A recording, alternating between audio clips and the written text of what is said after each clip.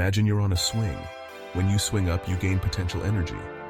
As you start swinging down, this potential energy changes into kinetic energy, and you speed up. The law of conservation of energy says that energy doesn't disappear or appear out of nowhere. It just changes from one form to another. The law of conservation of energy states that energy in a closed system remains constant. This means that energy cannot be created or destroyed, only transformed from one form to another. Here are some examples from everyday life. Let's hop on a bike. When you ride a bike downhill, the potential energy at the top of the hill transforms into kinetic energy as you move down.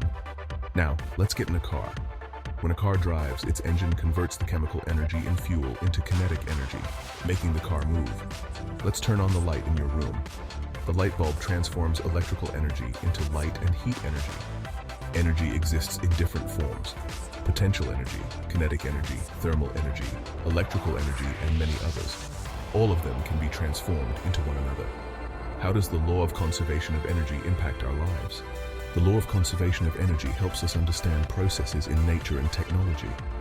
For example, it explains how energy is transformed in cars, power plants, and living organisms. Thanks to this law, we can develop efficient devices and technologies that use energy with minimal losses.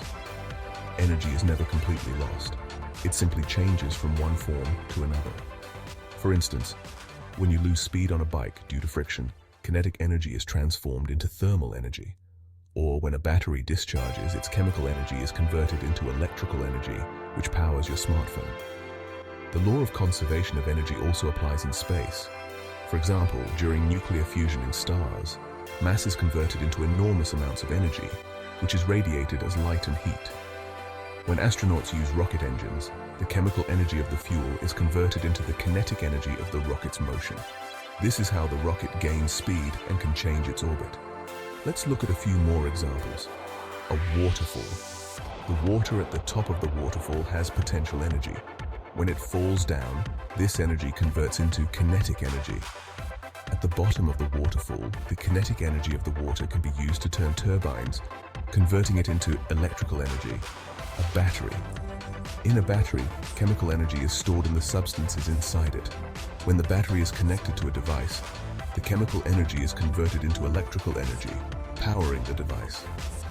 When the battery discharges, the energy doesn't disappear, but transforms into electrical energy and further into other forms, such as light and heat. If you liked the video, give it a thumbs up, and don't forget to subscribe to get even smarter. See you.